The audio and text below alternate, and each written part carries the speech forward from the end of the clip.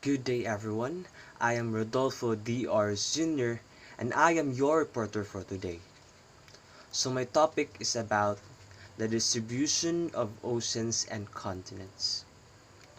You know that continents covers 29% of the Earth's surface and the remainder, which is 71%, is under the ocean bodies. That's why the Earth is sometimes called as Blue Planet due to its abundance of water on its surface.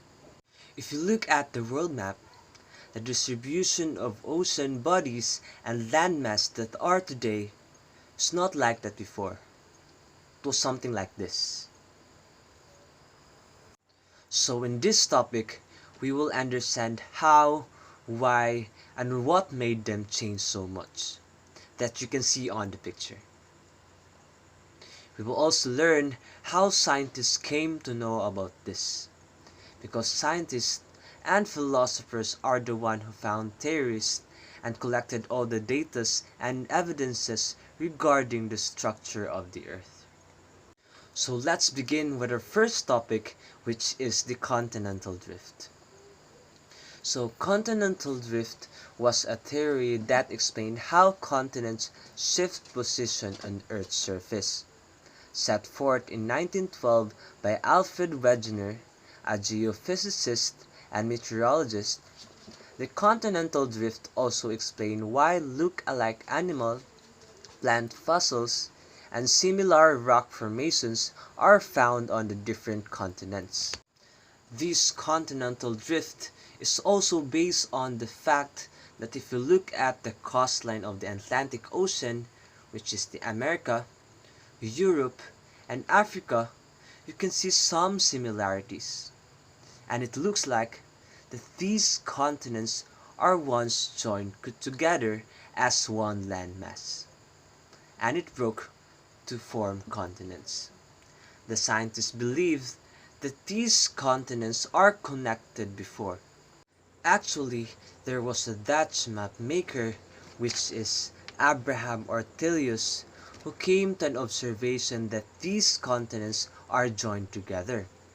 But in 1912, there was a German meteorologist who gave a comprehensive argument in the form of continental drift theory, because he thought that these continents drifted away from each other. So let's move on with the evidences in support of the continental drift. So there are 5 evidences that supports the belief or the theory of the continental drift. First is the matching of continents or the jigsaw fit. The shorelines of Africa and South America facing each other have a remarkable and unmistakable match. It may be noted that the map produced using a computer program to find the best fit of the Atlantic margin was presented by Bulliard in 1964. It proved to be quite perfect. The match was tried at 1,000 fathom line instead of the present shoreline. So the next evidence shows rocks of same ages across the oceans.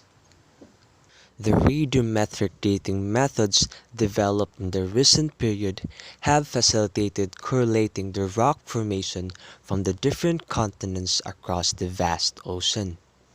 The belt of the ancient rocks of 2,000 million years from Brazil coast matches with those from Western Africa.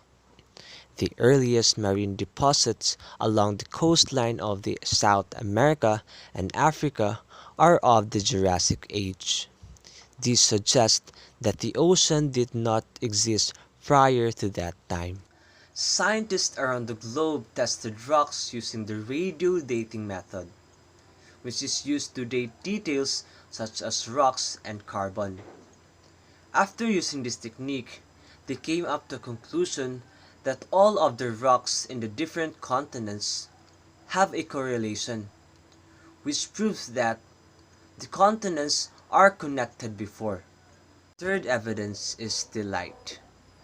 It is the sedimentary rock formed out of the deposit of glaciers The Gondwana system of sediments from India is known to have its counterparts in the 6 different landmasses of the southern hemisphere. The glacial delight provides an ambiguous evidence of the paleoclimates and also of the drifting of continents. The fourth evidence is the placer deposits. The occurrence of rich placer deposits of gold in the Ghana coast and the absolute absence of source rock in the region is an amazing fact. The gold-bearing veins are in Brazil, and it is obvious that the gold deposits of the Ghana are derived from the Brazil Plateau when the two continents lay side by side. Scientists believe that the placer deposits found in Ghana is the same with Brazil, which proves that the continents really drifted away from each other million years ago. The fifth and the last evidence is the distribution of fossils.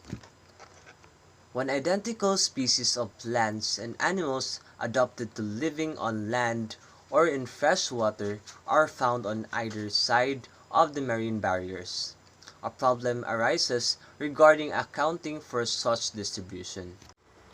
These are the fossil evidences found in the different continents around the globe.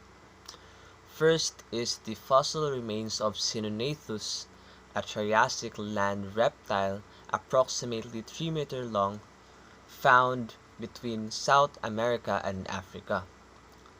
Next is the fossil remains of the freshwater reptile Mesosaurus, which is found between South America and Africa also.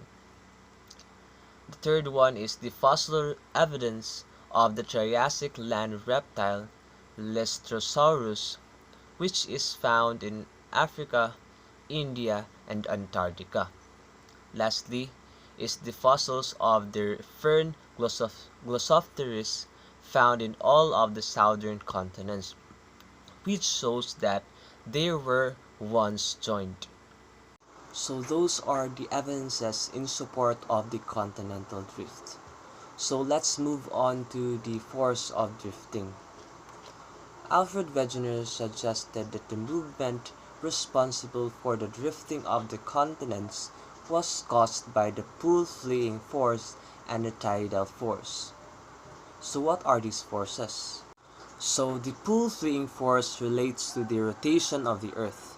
The second force that was suggested by Alfred Wegener is the tidal force. It is due to the attraction of the moon and the sun that develops tide in the oceanic waters. So Wegener believes that these two forces that works for millions of years leads to the breaking of the continents. But there's a twist in this theory. Most of the scholars consider these two forces to be totally inadequate, meaning they don't find any strength in these two reasons, which leads to the rejection of his theory. Remember, it is because of the invalid reasons presented by Wegener why his theory was being rejected. And these invalid reasons are the pull-fleeing force and the tidal force.